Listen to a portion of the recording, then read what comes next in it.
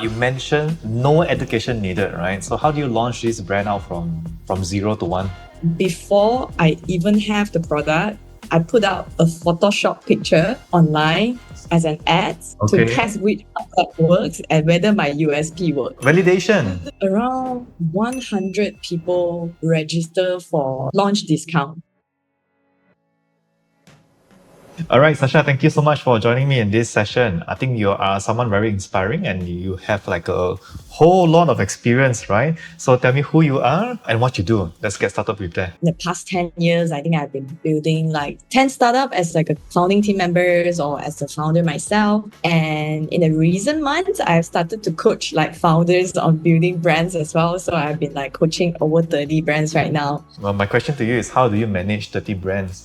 A lot of the things that I teach are basically things that I have accumulated over the years. So I basically structure them into frameworks, into worksheet, into template, into cheat sheet formulas and things like that. But what is your one main biggest focus like right now?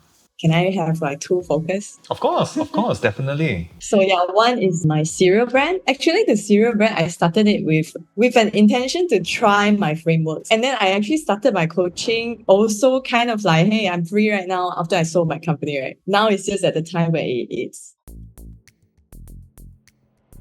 So, okay, the cereal brand, I'm really intrigued by that because I saw it in the stores and then I like, whoa, this looks actually it's very eye-catchy. So I'm like, yeah, why do you start a cereal brand? Because I've built so many brands, so I actually had more conscious in terms of like what I wanted to do. I knew very clearly that I wanted a product that I can basically express myself, through the brandings and through the creative, right? So cereal has this like very playable elements, which is the box and the packaging, right? And so that was something that caught my attention because I have experienced so many different brands that, especially in tech brands, all these tech brands are innovation product, right? So in order to push for innovation to be adopted, you need to do a lot of market education. Cereal also, like it's just a food product, like you don't need to introduce so much about what cereal is, and you can just push the uniqueness of your cereal instead of like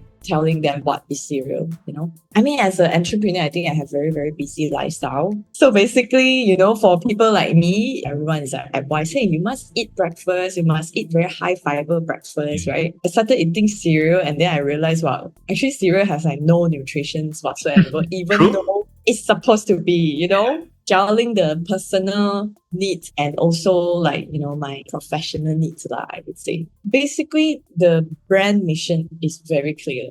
I want to make all the guilty pleasure food guilty-free. You mentioned no education needed, right? So how do you launch this brand out from zero to one? Before I even have the product, I put out a Photoshop picture online as an ad to test which product works and whether my USP works. Validation. Then I got quite interesting insight, I would say. I got to know which market is like pretty good in terms of like the response. Around 100 people register for launch discount. Okay. I mean, you have to have a clear CTA. A CTA, right? Yeah. And the CTA has to be intention driven, like buying intention driven. You can't be like, get updated when we launch. No lah, this one, you can't justify, right? Basically, I make it very intentional driven, like, sign up for launch discount, something like that. That's how I basically got the very early validation. So after you launch, what has worked to attract and retain customers? Why do people continue buying seriously?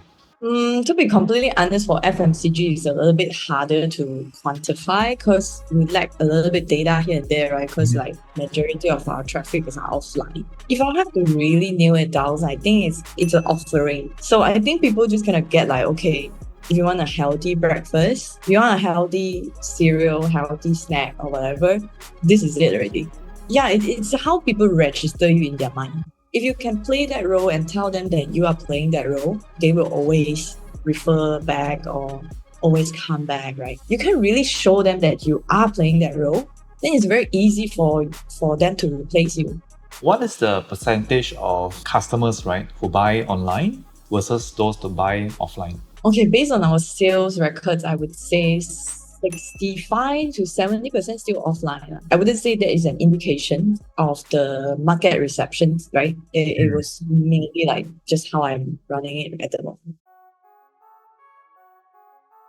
After coaching so many brands, right? And in your experience, like, what is one thing that most companies or brands get wrong about brand? When people think about brand, they think about branding. Branding is just tools and tactics, right? But a brand is basically your strategy. Whenever people mistake growing a brand as growing branding, so they will then go and get the agencies to do the branding and stuff, pretty logo and everything. But it doesn't really solve the equations of your conversion because it's just an artwork. A lot of time, people that comes to me usually comes from that point. Brand is a strategy, like it's positioning, right?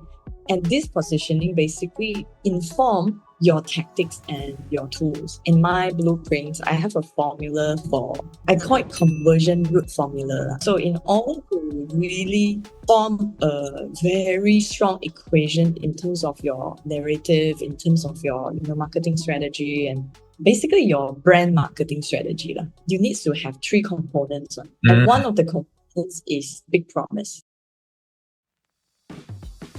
The business come up to you, right? Someone who has no branding experience, nothing whatsoever, and then they come up to you and say, hey, we need some branding, we need to go to the next level, right?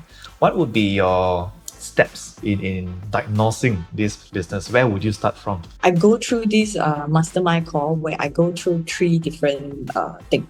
Okay. I assess their directions, and then I assess their strategy, and I assess their execution. For directions, definitely I assess the core principles. Brand is just an extension of a business. Your business doesn't have a really strong core. Your brands will never excel to achieve what you want, right? Because you don't even know what you want as a core. Then once we align and piece everything together into a really strong foundation, then we assess the second thing, which is their strategy. So when it comes to strategy, remember I mentioned the conversion root formula? Yes. This is where I assess their conversion root formula. So meaning the three components that will make the conversion strong, are they doing it at the moment? Right. And then if not, then we will see how we're going to do it during the process, during the blueprint. Then the third is execution. So basically execution is what I mentioned, right? It's just the tactic. So this third one, I use conversion wheel. So basic conversion wheel is if you have all the pull and push components that forms into like a flow, right?